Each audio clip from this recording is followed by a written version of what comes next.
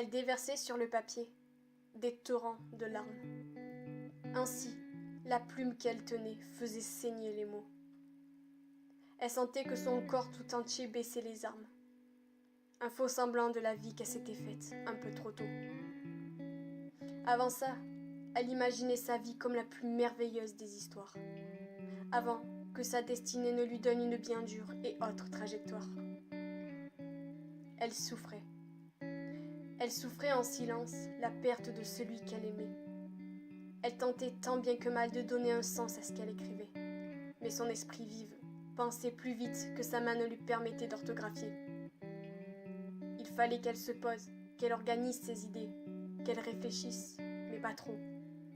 Certes, il fallait qu'elle laisse à sa plume la liberté de s'exprimer, de glisser, de débuter comme un pas de danse dans la légèreté. Alors, inspirée, elle reprit. Elle gravait sur cette page blanche ces mots auxquels tout particulièrement elle tenait. On pouvait lire à l'encre noire. Amour, amour, je t'aime plus que tout.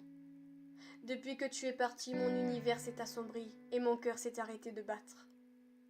Le bonheur et la sérénité n'existent plus. Sans toi, la joie et la prospérité se sont envolées. Le monde est devenu sombre et mes repères me paraissent délabrés et vides. Partout où je vais, où je regarde, chaque seconde, chaque instant, ton absence se fait ressentir. Elle déversait sur le papier tout ce qui au plus profond d'elle la rongeait.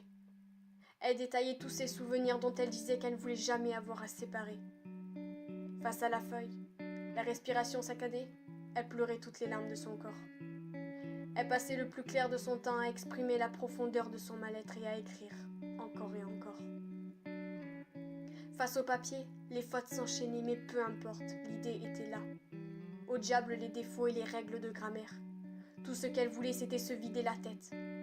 Elle voulait pouvoir mettre des mots sur ce qu'elle ressentait. Tant que l'inspiration la guettait, elle écrirait. Quant à la correction, si elle le voulait, elle aurait toute une vie pour la bûcher. De temps en temps, elle s'arrêtait.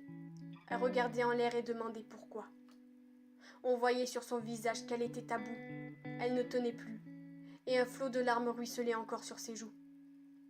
Elle ressentait le besoin d'obtenir une véritable réponse, car malgré elle tournait souvent la tête vers la fenêtre du 7e étage.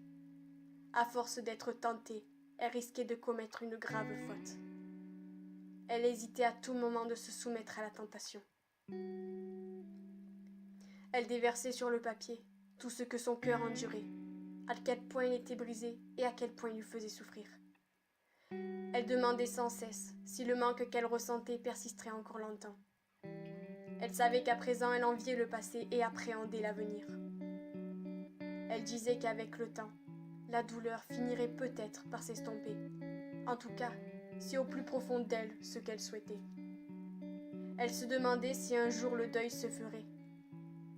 Elle relisait en boucle les dernières phrases qu'elle avait écrites, toujours en pleurant. Une main sur la page et l'autre posée sur sa poitrine, comme pour essayer d'atténuer la douleur d'un cœur qui s'effrite.